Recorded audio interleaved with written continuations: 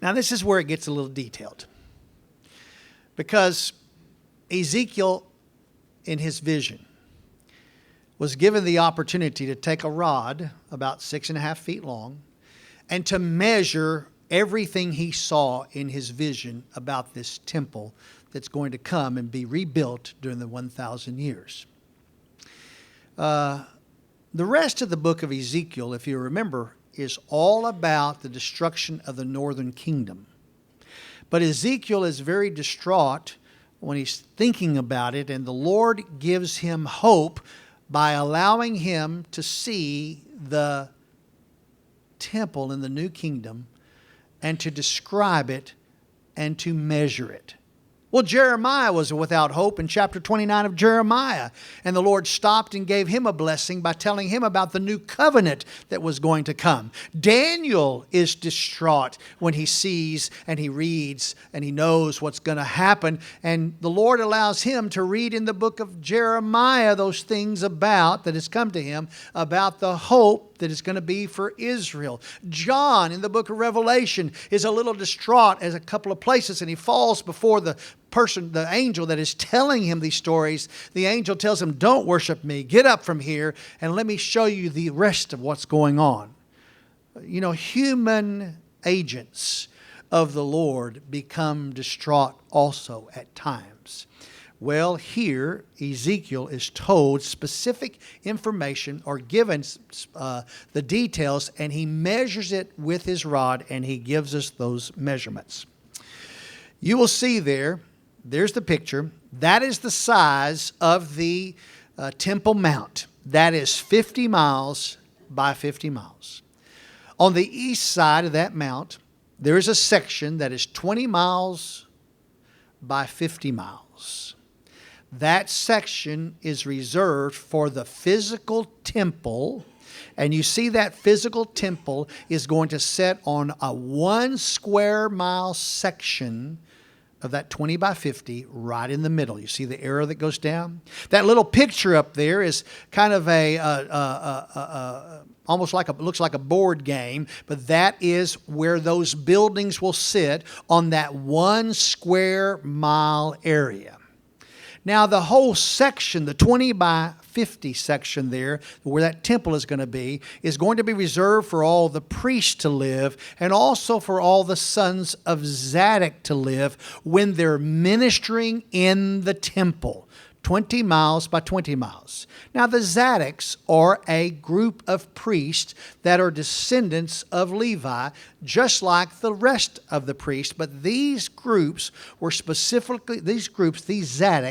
were specifically chosen that their lineage would do something special during the time of the millennial kingdom for all of that time. And they have specific duties to minister the Lord, just as the other priests have duties to minister the Lord also. Now these priests, they have families. Those families are living there too. In that middle section, in the middle, there is another 20 mile by 50 mile section that will be used for the living area of all the tribes of Levi. That's the families of the Zadoks. That's the families of the rest of the priests.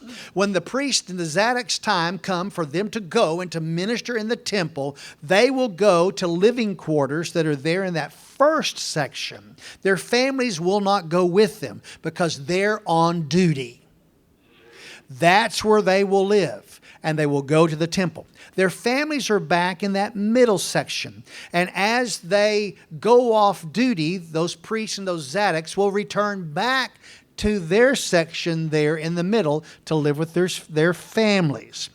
Then, off to the west side of the mount, there's a 10 by 20 mile section. There's two 10 by 20 mile sections, one on the top and one on the bottom, that is there for growing food for these Levites. That's for growing food. That's their gardens. That's where they'll have their the fresh vegetables and fresh fruits that will grow all year round, every single month. Then in the middle of that you'll see a 10 mile by 10 mile square. The area is for King David. That is for King David and his descendants to live. You say, well, I thought King David was dead. Well, he is dead, but he has resurrected, and he has his robe of white. He did that when the resurrected saints of the Old Testament were taken up. And King David will come back not to be king, but to be the prince of the king. Oh, we're going to enjoy that next week. All right. Now, there's that temple, 1 square mile. Coming out of that temple and running backwards, there's a river. Now, we've already talked about this river, but I want to discuss it a little more. The river will run down, one of the legs of it will run down to that Dead Sea. That river will start as it comes out from behind the temple altar, the altar of the Lord, the seat of the Lord, the great white throne, I should say. It'll run past the altar and go out. That river will start as a trickle, just a trickle. But 1,750 feet later, it will be ankle deep. 1,750 feet later, it will be knee deep. And 1,750 feet later, it will be so deep that you will not be able to touch the bottom and you will have to swim to be in it. It will run all the way down to the sea down south. It will be a gorgeous river. It will have trees and palms and everything on either side of it. It will have fish like you have never fished before. So if we've got any fishermen, no, y'all aren't going to be there fishing, sorry. But all those who want to fish during that time, who've made it into the kingdom from the time of the tribulation, they will stand there and they will fish and they will have a great time. The interesting thing is in the movement of the topography. Remember, the Dead Sea has all this salt because there's these salt marshes and everything that were destroyed around the area that caused that salt to be in the Dead Sea. And there's still marshes and there's still pits that have salt in them. Those salt pits in the movement of the kingdom are still going to remain under the Lord's control. He's going to allow them to stay because the priests are going to need salt to throw on to the sacrifices when they come. And where do they get the salt? They get the salt from down from where the salt was during the time of the Dead Sea's existence. By the way, those trees that are around that beautiful river that have wonderful fish in it will produce great fruit and vegetables and that type of stuff, fruit basically from the trees, that will be able to be eaten every single month of the year. And the leaves of those trees will have medicinal healing purposes, and so they'll be used for healing also. Now, the design of the temple. Let's go right to that square, okay? That square of 1 square mile and where this temple proper is going to sit and where the temple of the Lord will be. There'll be all that room around it where the Levites are living, the priests are living, the Zadoks are living, all the Levites' families are living. The food will be grown. David's descendants will be there too. There's that area, but let's go inside that 1 square mile area. Ezekiel measured all that and he gave some specific dimensions. First of all, that entire complex is going to have a wall around it that is 10.5 feet high, not very high, and 10.5 feet thick. There are 3 gates that go into that city. Now, I want you to understand, there's this larger part of that larger 50 mile by 50 mile and all that kind of stuff. That has 4 gates that come into the city, one on the east, one on the west, one on the north, one on the south. But when you come to this part of the complex right here, coming into this temple area, there's only 3 gates. One on the north, one on the south, and one on the west. There is no gate or entryway into this complex on the west. These 3 gates will have, and I have this up on the board, these 3 gates, because I could not put it in the picture, have 7 steps that lead up to each of these gates. You see that? Okay, now, just inside that gate, there are 6 guard rooms, 3 guard rooms on each side. Now you might say, what in the world do we have guard rooms for? Why do they need guards? We still got humans who are coming to see the Lord. We still have possibilities of enemies of the Lord, because people are people, and the people will be in human bodies coming to visit Him. But more than that, this is all about royalty. This is all about regalness. This is all about the presence of the Lord on His throne and those who are around Him.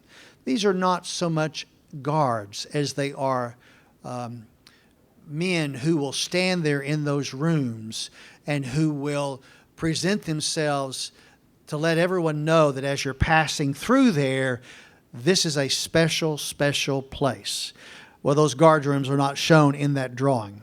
And also, at the top of that gate, through that guard room, there's a porch. And the porch is an area. The porch is an area, goes up and goes around. It goes all the way around the three sides.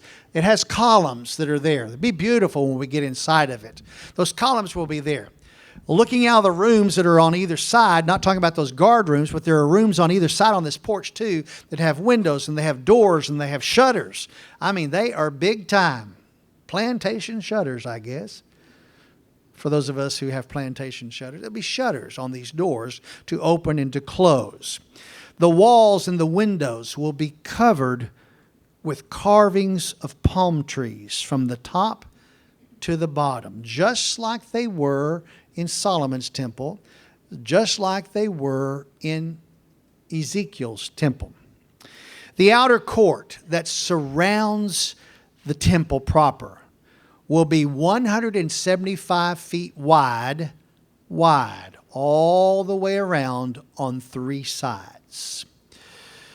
The porches that have the columns will be around this outer court, and those columns will be carved with palm trees. The columns are not in that drawing. I've got them up on the board for you. Now, once you go into and you hit the 7 steps that goes in, there's actually 8 steps that take you up to the porch, according to Ezekiel's measurements. At the top of the porch, not shown in these pictures, there is a doorway where there is a area where the burnt offerings will be rinsed. And on each porch, there will be 8 tables. On each side, there's 8 tables there that will be used to slaughter the burnt, sin, and guilt offerings before they're taken over to the temple proper. Double hooks will be there where the meat from the slaughter will be hung until it is ready to be offered there on the altar. Now, before I go any further, people say, why are there sacrifices and offerings continuing when the Lord is there? You have to remember, there is a whole tribe called the Levites who have to eat. Nothing is different going into this than the system that was set up during the time of the Mosaic Law, where when you brought your offerings to the Lord, the offerings were offered before the Lord, but the meat and all the hide and everything, except in certain occasions, was used for the families of the Levites. The Levites get no land in this deal. The Levites have no homes in this deal except what is owned there on the Temple Mount. The Levites have no food except for what is collected in tithes and offerings to the Lord. The same thing happens with your ministers in this church. We are paid through your tithes and offerings. Your sacrifices to the Lord pays for the ministry of this church. Now, I'm not so sure that the Lord's concerned about a way to keep the lights on in this temple, but your offering today keeps the lights on. Somebody has to pay the bills for the gas bill, the water bill, the light bill, the material. Your Sunday school lesson that you're holding your hand cost $1.06 to create. Somebody pays that bill every single time they bring an offering. You pay my salary. You pay my retirement. You pay my health insurance. You pay for me to be your minister. I could not survive or drive a car or buy gas if it wasn't for your tithes and offerings. And the way the Lord has designed that is you bring your tithes and offerings to the storehouse, and I am paid as a minister of this church out of that. And in turn, I, like they had to do in the Old Testament, must take a tithe also of what I have received and give it back to the Lord, only to see it make the cycle again. The offerings and the sacrifices, you have to remember, during the 1,000 years, and this is in next week's lesson, nothing changes in the world because humans are still there that have to have jobs, they have to have food, the food chain is still going on, everything is just as it is because babies are going to be born, and guess what? If a person lives to be 100, of which everybody during that time is going to live to be probably over 100, more than 1,000. But those who are just 100 years of age are just as if they're teenagers because they've got a lot of life left for them when we go into the 1,000-year time. Ooh, some of you think, all right, I'm not sure I would want to live more than 100 years, but it'll be different then, I promise you. Now, there are two chambers there as you go into this wonderful place. They're called the temple proper. And there's two chambers, one on the north and one on the south, where the singers are going to be. And there will be music 24 hours a day from the singers and the priests who are there. The south gate will be for the priests to enter, those who keep charge of the temple. That's the gate they will enter. They will not enter through the north gate. They will enter through the south gate.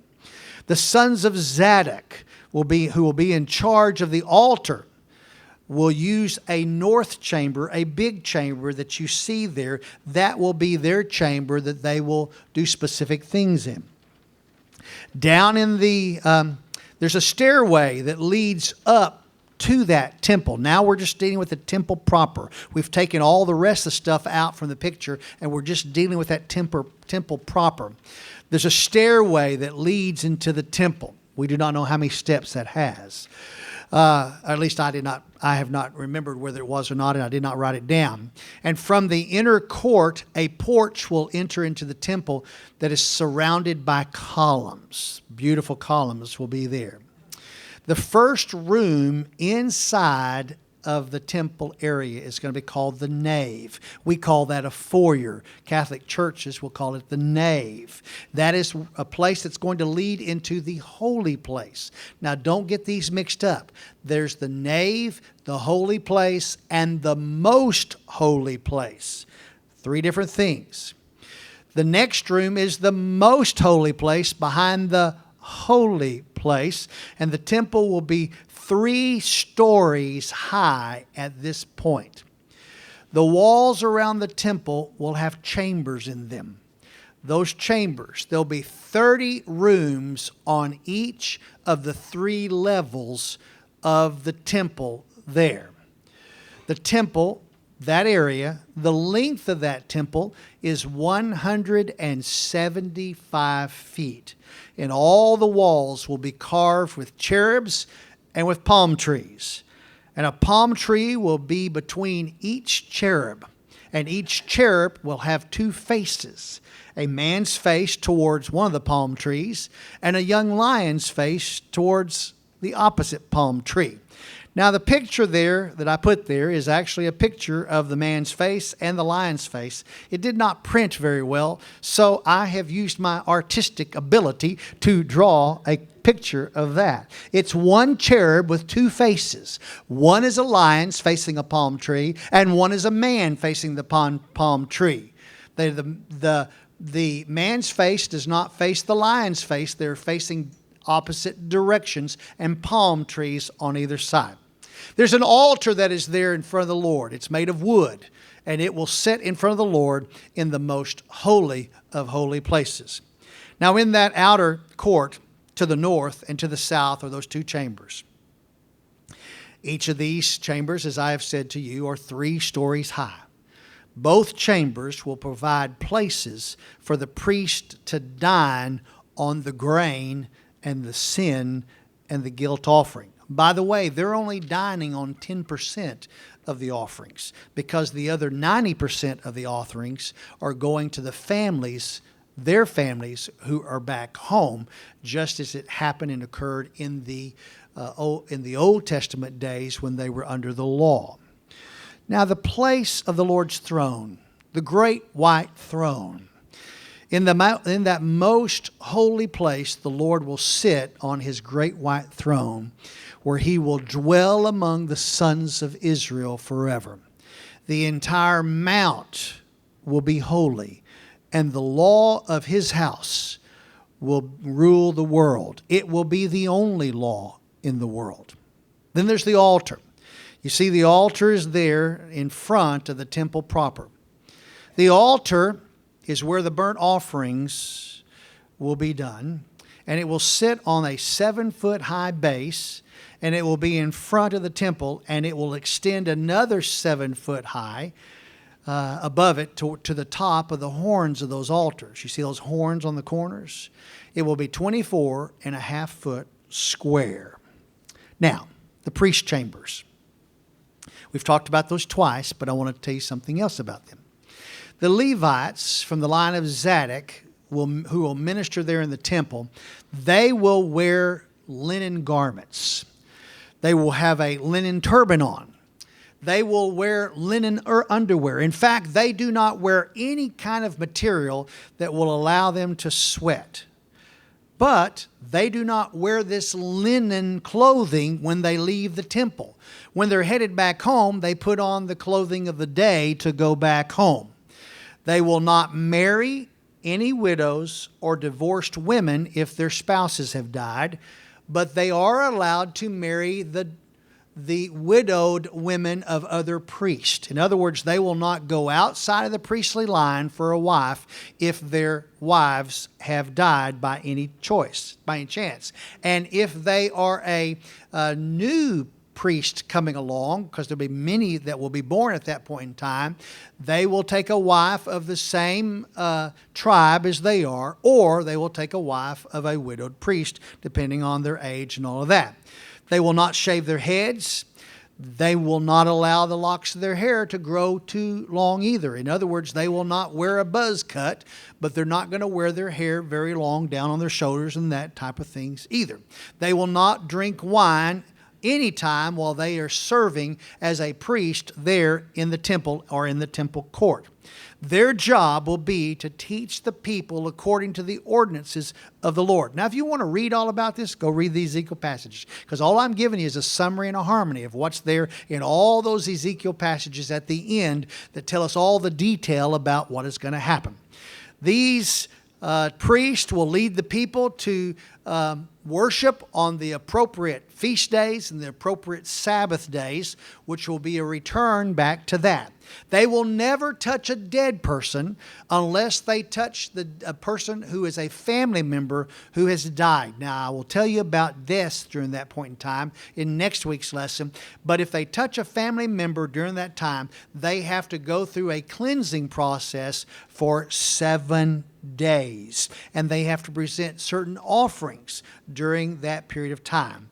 They will not have an inheritance in the land. They will not own the land. The Danites will own the land. The Reubenites will own the land. The Simeons will own land. The Judah's tribe will own land. The Benjamites will own land. Issachar's tribe will own land. Asher's tribe will own land. But the Levites will not own land.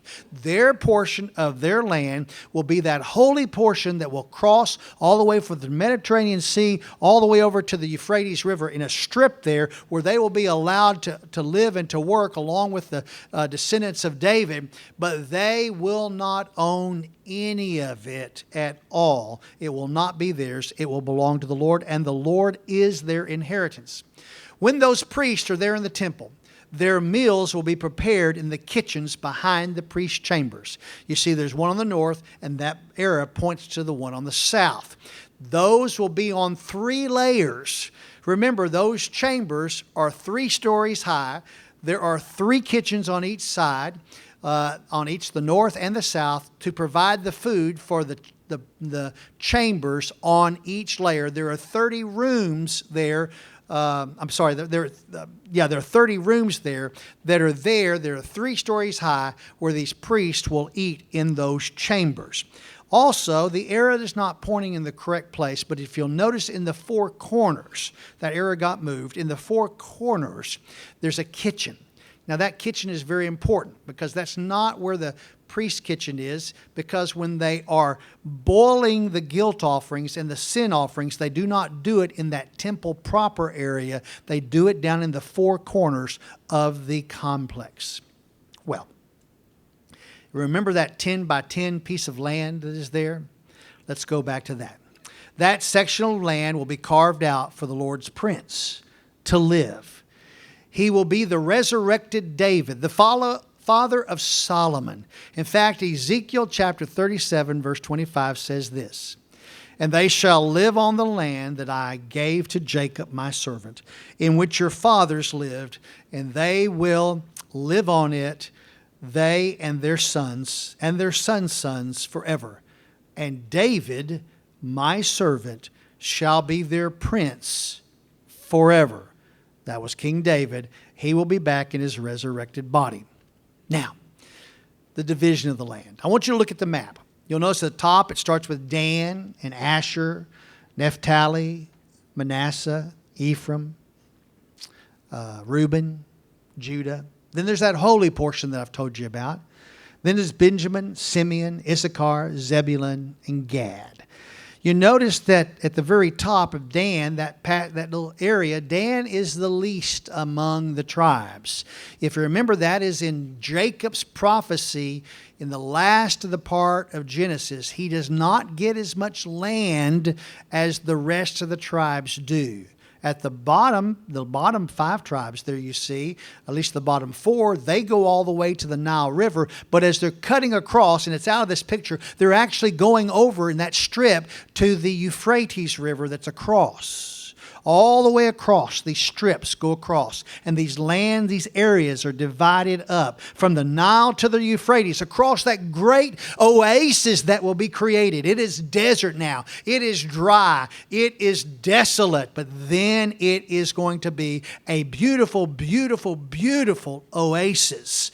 Now, the holy portion of the land there will be designated for the priest and for David's people to use. That's across the middle of that strip of land. Well, we are almost to the end of the 45 days. We're 7 days out. The altar is ready. The temple is ready. Everything is ready, basically, except for the altar must be now cleansed before it can be used on the very first day of the Lord's inauguration as King of Kings when He enters into the temple. So with all the building preparations complete, we're going to cleanse this altar that is out there in front of the temple proper and where all these offerings will take place. On day 38, according to the timeline, a young bull will be provided for a sin offering. It will be slaughtered, and the blood will be rubbed on the 4 horns of that altar. Then on that same day, a young male goat will be offered also, and its blood will be will be rubbed upon those 4 horns. And then a young bull and a young ram that are without blemish will be sacrificed, and the priest will throw salt on them. Where did they get the salt?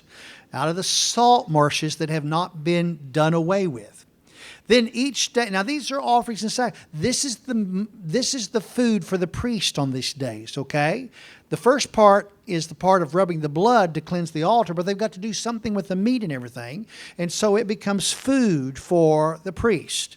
Then on each day after that, day 39 through 45, a goat, a young bull, and a ram will be sacrificed as sin offerings on the altar for those next days. Finally, the altar is ready. The 1335th day is going to arrive the next day. It'll be the first day of the 1,000-year kingdom of the Lord, and He will enter through His gates and go sit upon His great white throne. But before he does that, something else happens during the 45 days towards the end. The call to gather the Jews will go out throughout the entire world. I love the way the Lord said it in Matthew chapter 24.